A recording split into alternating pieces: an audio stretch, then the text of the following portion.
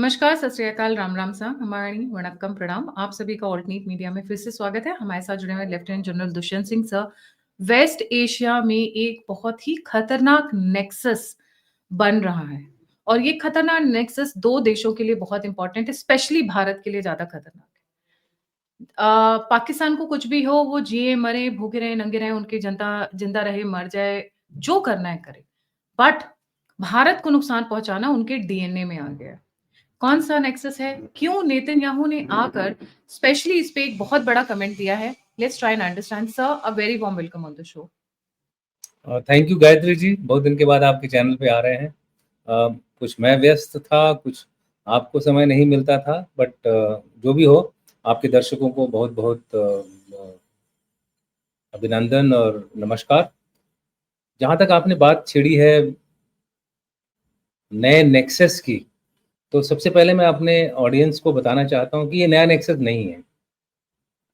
और ये क्यों नया नेक्सस नहीं है, इसके पीछे हिस्टोरिकल फैक्ट्स हैं, हिस्ट्री है, जिसकी वजह से मैं ये बोल रहा हूँ। तो इसके पहले कि मैं इसके ऊपर कुछ बोलूं, मैं आपको हमास के बारे में थोड़ा बताना चाहता हूं, क्योंकि एलईटी और जेईएम के बारे में हमारे देश में लोग सुन सुन के पक चुके हैं। कई लोगों ने किताबें भी लिख दी हैं इसके ऊपर, बट हमास के बारे में उतनी जानकारी नहीं है लोगों को जितनी की होनी चाहिए। हमास के ऊपर मेरी रिसर्च जो है वो करीबन 15-20 साल से पुरानी है, तब से चल रही है। ये ग्रुप जो था 1987 में बना था, और इस ग्रुप के जो वो थे, एक मौलवी हुआ करते थे हसन, वो फाउंडर थे। और वो एक्चुअली शुरू में कुतुब नेटवर्क के हमास हमास कनेक्शन थे, यानी कि उनका एक्चुअली कुतुब नेटवर्क का जो इजराइल में गाजा में जो ऑफिस था, उसके वो लीडर कह लीजिए या फाउंडर कह लीजिए। उन्होंने ये इस ऑर्गेनाइजेशन को बनाया, हमास को। और ये जो ऑर्गेनाइजेशन थी, इन्होंने थोड़ा डिफरेंट बनाया। पहले पैलेस्टीन में फतेह हुआ करता था, जो कि आपको याद होगा, पुराने जो इनके पैलेस्टीन के लीडर हुआ करते थे, उनसे अलग हट करके इन्होंने ये ऑर्गेनाइजेशन बनाई। वो वेस्ट बैंक में ज़्यादा एक्टिव था। फतेह फतेह गाजा में भी एक्टिव था, लेकिन उतना एक्टिव नहीं था जितना ये वेस्ट बैंक में था। तो गाजा में एक जगह थी, और इन्होंने अपने इन्फ्लुएंस को वहाँ पे बढ़ाना शुरू किया। छोटी सी जगह थी, एक सोशल सर्विस के माध्यम से स्कूल्स बनाए। तो होता क्या है कि ये मैंने हमेशा बताया कि टेरर वाले जो होते हैं, हमेशा एक सोशल एंगल साथ में रखते हैं, जिससे कि वो पब्लिक को अपने साथ जोड़ सके। और इसी वजह से आप देख रहे हैं आज तक गाजा की जो पब्लिक है, वो हमास के साथ इतनी गहरी जुड़ी हुई है कि वो किसी भी हालत में हमास के फाइटर्स को, हमास के जो टेररिस्ट हैं, उनको बचा के रखती है, चाहे वो टनल्स में करे। अभी सोशल सर्विस के ही आड़ में उन्होंने इतने सारे टनल बना लिए, बिल्डिंग्स, हाई राइज बिल्डिंग के बेसमेंट्स को यूज किया। सारा ये तभी पॉसिबल है अगर वहाँ पे पब्लिक सपोर्ट हो। तो हसन साहब की 2004 में इजरायली, आपको पता है इजराइल डिफेंस फोर्स क्या करता है, वो लीडर्स को एक के बाद एक एलिमिनेट करता है। तो अगर आप हिस्ट्री देखेंगे हमास का, 2004 को जब इन्होंने इनके हसन जी को एलिमिनेट किया, दुनिया से क्या बोलते हैं, रफा दफा किया, तब से उन्होंने लगातार इनके जितने भी लीडर्स आए हैं 2 साल 3 साल के अंदर उनको एलिमिनेट कर दिया। पिछले 7 अक्टूबर के अटैक के बाद तो उन्होंने इसकी एक झड़ी लगा दी थी, चाहे वो मोहम्मद दीफ हो या सिनवार हो, याया सिनवार हो, या फिर मोहम्मद सिनवार हो। उनका जो कसम ब्रिगेड के जो कमांडर थे वो याया सिनवार थे, उनको मारा। अब जो है इनके जो नए लीडर्स आ गए हैं, लेकिन ये सरवाइव क्यों करते हैं? इसके 2 कारण हैं। पहला कारण है इनको सपोर्ट है। पहला सपोर्ट है ईरान से, जो कि इनको हथियार वगैरह सप्लाई करते हैं। दूसरा सपोर्ट है पॉलिटिकल सपोर्ट, जो इनको कतार, दोहा और टर्की से मिलता है। तो इन्होंने अपने आप को डाइवर्सिफाई कर रखा है। एक जगह से हथियार वगैरह आते हैं, दूसरी जगह से पैसा आ रहा है और पॉलिटिकल लीडर्स को शय मिल रही है। और इसीलिए अभी तक ये मौजूद है, इसीलिए इन्होंने टॉक भी कर ली, क्योंकि इनके पॉलिटिकल लीडर तो सेफ है ना, एक मरता है दूसरा आ जाता है। सो ये एक हमास की स्टाइल है डिसेंट्रलाइज्ड नेटवर्क की, जिसको कि मैंने पहले भी कई प्रोग्राम में बोला है, स्टारफिश। एक होता है स्टारफिश नेटवर्क, एक होता है स्पाइडर नेटवर्क। जो फतेह का नेटवर्क था, वो स्पाइडर नेटवर्क था। जैसे ही उनके जो प्रेसिडेंट की डेथ हुई थी, जो वेस्ट बैंक में थे, उसके बाद से वो पूरा फतेह नेटवर्क डाउन हो गया, खत्म हो गया। लेकिन हमास नहीं खत्म हुआ, और उसका कारण था कुतुब की आइडियोलॉजी, जो कि इनको बांध के रखी है। आइडियोलॉजी इनको बांधती है, लीडर नहीं बांधता है। लीडर हमेशा डिसेंट्रलाइज्ड है। उसने छोटे-छोटे ग्रुप्स क्रिएट कर दिए हैं, सब लड़ते हैं, बिना किसी मेजर कंट्रोल, कमांड कंट्रोल के। तो इसलिए इनकी खात्मा नहीं कर सकते। अब आप मैं आता हूँ नेक्स्ट कि अगर ये इतना खतरनाक नेटवर्क है, जिसके कि सारे लीडर्स मारे गए हैं इज़राइल द्वारा, तो सर्वाइव करता है, मतलब इसमें कुछ तो बात है, कुछ तो दम है, जो कि इसको ये ताकत दे रहा है, जिसकी वजह से इज़राइल जैसा देश भी मजबूर हो गया बातचीत करने के लिए, सीज़फायर एग्रीमेंट के लिए। अब इनका लिंकेज एलईटी और जेईएम से कैसे है? देखिए 1990 से इनका लिंकेज है, आज से नहीं है। आइडियोलॉजिकल लिंकेज ज़्यादा था, फिजिकल सपोर्ट कम था। आइडियोलॉजिकली आपस में इनका लिंकेज था। तो जैसे आपने देखा होगा अल-कायदा के टाइम पे पूरे विश्व से लोग जाते थे पाकिस्तान में, लड़ने के लिए किससे? रशिया से और अमेरिका से। पहले आज़म जब था इनका, अल-कायदा का लीडर आज़म हुआ करता था, वो जब था तब रशिया से लड़ाई हो रही थी। उसके बाद जब ओसामा बिन लादेन लीडर हुआ, उसकी लड़ाई अमेरिका से ज़्यादा हुई। तो इस तरह से जब चारों तरफ से दुनिया से लोग आते हैं, तो वहाँ मेल-मिलाप बढ़ता है। आपको याद होगा 2013 में जेईएम जो था और एलईटी के काडर में फूट हो गई थी, और कुछ लोग जाकर के अफ़गानिस्तान की लड़ाई लड़ रहे थे। वहाँ से इन लोगों के तार जुड़े, और तब से ये लोग आपस में मेल-मिलाप में रहते हैं। खुले में जब आया, जब रावलाकोट में इनकी ये मीटिंग हुई, जो आपने तस्वीर दिखाई, जहाँ पर इनके लीडर, हमास के जो लीडर आए थे, वो उनके स्पिरिचुअल लीडर टाइप समझ लीजिए। उनके साथ एलईटी के भी लोग बैठे मिले, जेईएम के लोग भी बैठे मिले। तो अब होता क्या है कि कुछ एक मॉरल सपोर्ट हो जाता है, कुछ एक फाइनेंशियल सपोर्ट हो जाता है, और कुछ एक ट्रेनिंग का भी सपोर्ट होता है। तो इस तरह के सपोर्ट हमास दे रहा है। अब आप बोलोगे फाइनेंस कैसे देता है? आपको याद होगा भारत में एक ग्रुप था सिम्मी। अब ये लोग पैसा सिम्मी को ट्रांसफर करते थे, और वो पहुंच जाता था एलईटी और जेईएम के काडर को। क्यों? क्योंकि हम भारत के जो सिक्योरिटी फोर्सेस थे, वो सिमी के पीछे पड़ गए। उन्होंने सिमी को तकरीबन तकरीबन एक तरह से न्यूट्रलाइज कर दिया। तो उनके जो काडर थे, वो जाकर के मिल गए पैसे वैसे लेकर के जेईएम और एलईटी के पास। तो इससे क्या हुआ कि जेईएम और एलईटी हमास से स्ट्रेंथन हुई, हमास द्वारा उनको ताकत मिली है, और उसी का फ़ायदा एलईटी और जो है क्या बोलते हैं जेईएम ने उठाया है, जिसकी वजह से भारत को ये झेलना पड़ता है। और आपको पता ही होना चाहिए कि या आप ये दिखा रही हैं, MP Raza Zafar ul Haq also claimed that Pakistan army had a commando unit specifically stationed in Gaza for the cause. देखिए, ये तो अब इस तरह की कहानियाँ आती रहेंगी, इसमें कितनी सच्चाई है, कितना सही है, बट डेफ़िनेटली इतना मैं बता दूँ कि जिस तरह का सपोर्ट है पाकिस्तान में पैलेस्टीन मुद्दे के ऊपर, तो ये कोई आश्चर्य की बात नहीं होगी कि इस तरह की चीज़ वहाँ पे हो रही हो। और ये भी आपको पता होना चाहिए कि पाकिस्तान के पुराने चीफ जो हैं राहिल शरीफ, वो भी सऊदी अरेबिया में एक मिलिट्री एडवाइज़र के तौर पे हैं। तो सऊदी अरेबिया से क्या बोलते हैं हम, गाज़ा ज़्यादा दूर नहीं है।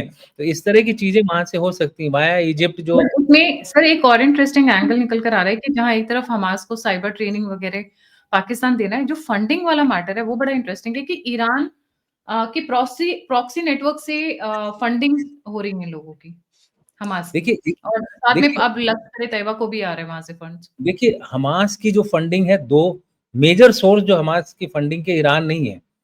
हमास की मेजर फंडिंग कतर से आती है, और दूसरी आती है तुर्किया से। कतर से किस तरह से आती है? कतर देता है उसको एड, कि भाई आपकी पॉपुलेशन के लिए हमने इतने बिलियन डॉलर एड दिया है। अब उस एड में से कितना पब्लिक के पास जा रहा है और कितना हमास के पास जा रहा है, वो आप समझ सकती हैं।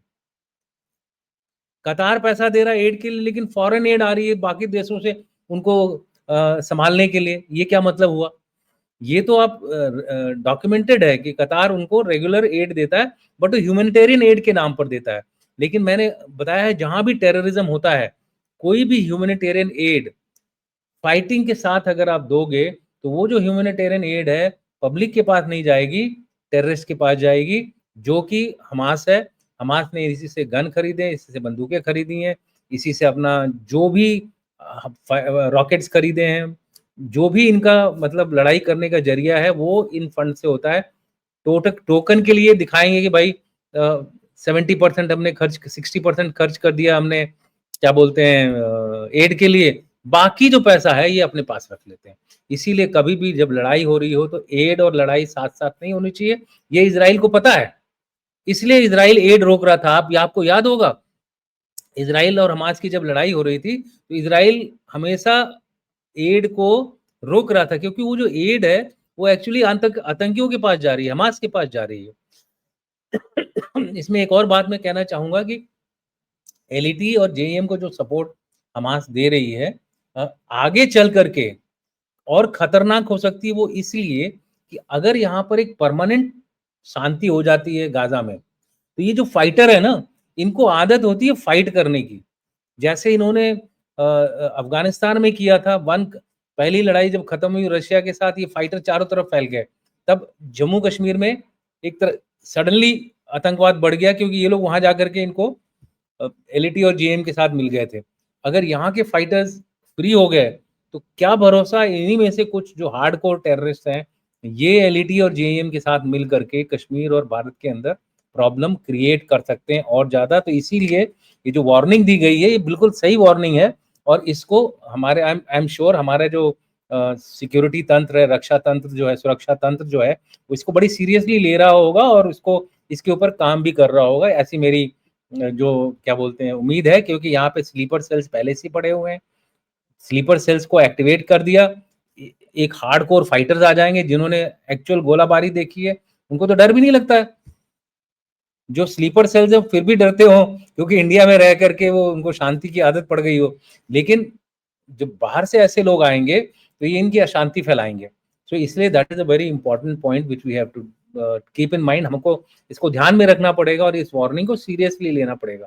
अगर दुनिया में कोई दो देश हैं ऐसे जो कि आतंकवाद से मैक्सिमम तंग होते हैं, वो है इंडिया और इजराइल।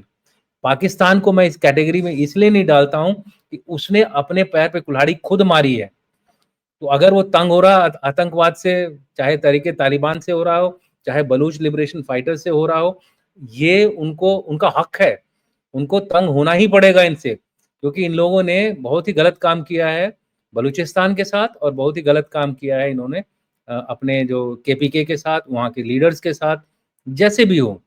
मतलब हमें ये नहीं देखना है कि भाई हम पाकिस्तान को सपोर्ट करें क्योंकि उनको आतंकवाद से जूझना पड़ रहा है। भाई तुमने गलती करी, जूझो तुम। अपने अपने अपने सर पे नारियल तुमने फोड़ा है, अब उस नारियल को फोड़ने के बाद जो घाव लगा है उसको और सहो। लेकिन आप देख रहे हैं वो केमिकल वेपन्स यूज कर रहे हैं, फास्फोरस वगैरह यूज कर रहे हैं बलूचिस्तान के खिलाफ। तो ऐसे आप देखेंगे कि कई सारी चीजें जो हो रही हैं, पाकिस्तान चाहता है कि किसी न किसी बहाने से जो जो पूरा का पूरा आतंकवाद का जो स्टोरी है, वो भारत के साथ जुड़ जाए। यानी कि भारत और पाकिस्तान के बीच का वो जो रिलेशनशिप है उस पर ध्यान आ जाए, ताकि यहाँ वहाँ की जो इंडियन आर्मी है, सॉरी वहाँ की जो पाकिस्तान आर्मी है, उनके ऊपर से ये जो बलूचिस्तान टीटीपी का जो अच्छा, मुझे मुझे मुझे जो why I felt a sense of alertness is Hamas is ready to make deals and compromises with Israel. They are ready to talk कि अगर आप गाजा में एक्सपेंशन छोड़ दो तो we are ready to disarm. क्योंकि इन लोगों की आदत क्या होती है कि एक बार आप ट्रेन हो गए, आपने खून खराबा देख लिया, तब आप शांति से नहीं रह सकते हो। Then you will find a new enemy and if even if there is a no enemy they will create an enemy. That नहीं, इज हाउ दे वर्क। वही तो मैंने बोला आपको कुछ देर पहले, मैंने यही बात तो बताई आपको कि भाई अगर वहां सीज फायर चल गया seize fire as per Israel के हिसाब से वो वहाँ पे लागू हो गया। हमास के फाइटर्स जो हैं वो डिज़ार्म हो गए। लेकिन फाइटर डिज़ार्म होना और फाइटिंग की प्रवृत्ति बदलना, वो 2 अलग चीज़ें हैं। अगर उनका डीरेडिकलाइज़ेशन नहीं होगा, तो वो लोग नई ज़मीनें ढूँढेंगे, जैसा कि इन्होंने बार-बार किया है। पहले भी मैंने बोला, अफ़गानिस्तान वॉर 1 खत्म हुआ, ये लोग चेचनिया में चले गए, कोई हर्ज़ेगोविना में, मतलब हर जगह दुनिया के हर कोने में जाकर के लड़ाई ढूँढ रहे थे कि कहाँ लड़ाई हो रही है, वहाँ जाके मैं हिस्सा करूँ। और कुछ लोग उसमें से एलईटी और जेईएम के पास भी गए। उसी तरह से जब दूसरी बार लड़ाई खत्म हुई अमेरिका के साथ, तब भी ये लोग उधर आए हैं। तो अब हमास तब तक तो लड़ रहा था, तो पहले कौन से लोग आते थे जो अफ़गानिस्तान से फ्री हो गए। जैसे अल-कायदा हो गया, आजकल आईसिस हो गया, इराक में आईसिस की थोड़ी-सी जो है ताकत कम हो गई है। तो ये लोग देखते हैं कि भाई कहाँ पर हमको एक नई जगह मिले, जहाँ पर हम अपना क्या बोलते हैं इस्लामिक जिहाद को फैलाएँ। अब एक एक तरह से उनकी आदत में शामिल हो गया, उनके खून में शामिल हो गया। तो वो एक वरी है, मैंने बोला कि हमारे सुरक्षा तंत्र को इस पे ध्यान देना पड़ेगा। जो हमारे ये जो नेटवर्क हैं, जो बाहर बैठे हुए हैं, उनके जो लीडर्स हैं, चाहे सिमी हो, चाहे स्लीपर सेल्स हों पुराने, या फिर आईएम के जो बचे-खुचे लोग इधर-उधर घूम रहे हैं दुनिया में। एक तो मलेशिया में ही बैठा हुआ। इस तरह के कई सारे ऐसे लोग हैं, जिनको कि ये लोग ताकत प्रदान कर सकते हैं, ताकत दे सकते हैं। और उसके ऊपर हमको नज़र रखनी पड़ेगी, ताकि इससे पहले कि ये खतरनाक रूप धारण करें, इनको हमें एलिमिनेट करना पड़ेगा। इंडिया में नहीं घुसने देना है। इंडिया में एक बार घुस गए ये लोग, किसी भी कवर में, रिफ्यूजी के कवर में, कैसे भी, तो हमारे लिए प्रॉब्लम, मेजर प्रॉब्लम हो सकती है। मेरे ख़्याल से इस पर्टिकुलर न्यूज़ को जो आप इज़राइल हमको बता रहा है, एक दोस्त के तौर पे बता रहा है, उसको हमें उसी तरह से लेना चाहिए। कुछ चीज़ें ऐसी हैं कि जैसे हमने भारत हमास को ने एक अभी तक हमास ने आतंकवाद आतंकी संगठन नहीं घोषित किया है भारत में, हमास को। मेरा ये मानना है कि अब इसके ऊपर विचार करना चाहिए भारतीय सरकार को। देखना चाहिए कि करें या ना करें, लेकिन अगर उन्होंने दूसरा रूप धारण कर लिया कि अब हम साधु हो गए, जैसे उन्होंने 1987 में शुरू-शुरू में इन्होंने बड़ा सोशल काम किया, तभी वो पॉपुलर हुए। इसीलिए उन्होंने सारे इलेक्शन जीते। अगर आपको याद होगा 2006 का जो इलेक्शन था, इन्होंने जीता। हमास ने आज भी इलेक्शन होगा तो वो जीतेंगे। उसका कारण है, कुछ तो सोशल सर्विस है, कुछ बंदूक का दम। तो दोनों दोनों लगा के ये लोग ये काम कर रहे हैं। सो मेरा ये मानना है कि इज़राइल तो कोशिश करेगा इनको कंटेन करने के लिए, अगर वार्निंग दी है भारत को, तो कोशिश करेगा कि ये फाइटर्स हमारी तरफ ना आएँ। सबसे ज़रूरी चीज़ है इंडिया को जो करने की, इज़राइल की जो सिक्योरिटी एजेंसीज़ हैं और हमारी जो सिक्योरिटी एजेंसीज़ हैं, इंटेलिजेंस की, इनको बहुत क्लोज़ली काम करना पड़ेगा, ताकि ऐसा जो कोई भी कनेक्शन मिलता है, उस कनेक्शन को पेट में ही काट दो, इससे पहले कि वो बाहर निकल कर के हमारे लिए एक वो भस्मासुर बन जाए। वो वाली कार्रवाई हमें रोकनी पड़ेगी इसके लिए। तो मेरे हिसाब से अब आप देखिए आगे क्या होता है। आई एम श्योर भारत जो है तैयार है आजकल हर इस तरह के खतरों से निपटने के लिए। मैं पहले भी कहता रहा हूँ, अब सिंदूर खत्म नहीं हुआ है, तो अब सिंदूर का खत्म नहीं होना ये नहीं खाली पाकिस्तान के खिलाफ, हर उस आतंकी के खिलाफ जो भारत के ऊपर नज़र उठा के देखने की कोशिश करता है। और इस प्रोसेस में अगर हमको हमास को डिक्लेयर करना है एक आतंकी संगठन, तो करना चाहिए। ये मेरा व्यू है। सरकार का भी कुछ Yeah, और हो सकता it's high time because Hamas chose partners by themselves. उन्होंने लश्कर-ए-तैयबा और जैश-ए-मोहम्मद को चूज़ किया है, तो टेररिस्ट ऑर्गनाइजेशन डिक्लेयर करना is the smallest and the first step I think we should start doing. और अब जो देखिए। पाकिस्तान जो लश्कर और जैश-ए-मोहम्मद की अब जो स्टाइल्स ऑफ अटैक नज़र आ रहे हैं, जो ऑपरेशन सिंदूर की तरफ भी मैंने जब पिक्चर्स दिखाई अभी, नज़र आ रहे हैं, they are taking training from Hamas. बहुत एविडेंट है, उनका स्टाइल वो सिग्नेचर स्टाइल्स जो हैं उनके, वो दिख रहे हैं लश्कर-ए-तैयबा और हमास के जैश-ए-मोहम्मद की एक्टिविटीज़ में। देखिए अब हर जगह जो है पहलगाम अटैक इज़ टिपिकली फ़िदाइन अटैक नहीं है। ये एक एक टिपिकल अच्छे आतंकी ट्रेन्ड किए हुए ग्रुप का अटैक है, जो कि सर्वाइव करना चाहता है, मरना नहीं चाहता है। तो उन्होंने अपना टारगेट पूरा किया, लोगों को मारा, मैसेज दी कि भाई ये एक रिलीजियस वॉर है, हम चुन के मार रहे हैं क्योंकि हमको एक पर्टिकुलर रिलीजन से के खिलाफ जितने भी लोग हैं, उनके खिलाफ हम जो भी आएगा हम उनको सबको ख़त्म करेंगे, चाहे वो किसी भी रिलीजन का हो। और उसके बाद वहाँ से निकल भी गए ताकि वो अगले दिन फिर या 1 महीने 2 महीने के बाद फिर किसी और इस तरह की हरकत करने का ज़रूरत करें। और वो एक अलग बात है कि भारत ने एक बहुत तगड़ा जवाब दिया इसका, जिसकी वजह से ये शायद रुके हुए हैं, लेकिन ये रुकेंगे नहीं। इनको जैसे ही हमारी सिक्योरिटी में थोड़ी-सी भी ढिलाई दिखेगी, ये फिर कोई न कोई हरकत करेंगे। इसलिए ये हमारे लिए एक मेरे को लगता है गवर्नमेंट ने अच्छा ही किया कि ऑप सिंदूर चल रहा है। मैं इसका नाम बदल के बार-बार बोलता हूँ, अब इसको हम ऑप इंदूर बोलेंगे, क्योंकि ये अभी हमको अपने अंदर को साफ करना है। अपने अंदर जो कचरा है ना, उस कचरे को अगर साफ नहीं करोगे तो बदहज़मी करेगा बार-बार और फिर आप ऐसी जगह जाओगे जहाँ आपको जाना नहीं है। तो ये ऑपरेशन इंदूर का समय है। हर एक कचरे को कोने-कोने से निकाल के कन्याकुमारी से केरला और गुजरात से वेस्ट बंगाल तक, जहाँ कहीं भी हैं लोग इस धरती के ऊपर, हमारी भारत माता के ऊपर, उनको इन सब जगहों से अपने आप को निकाल करके बाहर फेंकना पड़ेगा। जी। Thank you so much sir for joining. जाने से पहले सभी व्यूअर्स से रिक्वेस्ट है, please don't forget to like, subscribe and share the alt neat media. अगर आप कंट्रीब्यूट करना चाहते हैं तो नंबर और यूपीआई स्क्रीन के ऊपर है। आप फीडबैक देना चाहते हैं, मुझसे जुड़ना चाहते हैं, तो सभी के सभी लिंक्स डिस्क्रिप्शन बॉक्स में। इसी के साथ जय हिंद, जय श्री राम, हर हर महादेव। हर हर महादेव, जय हिंद।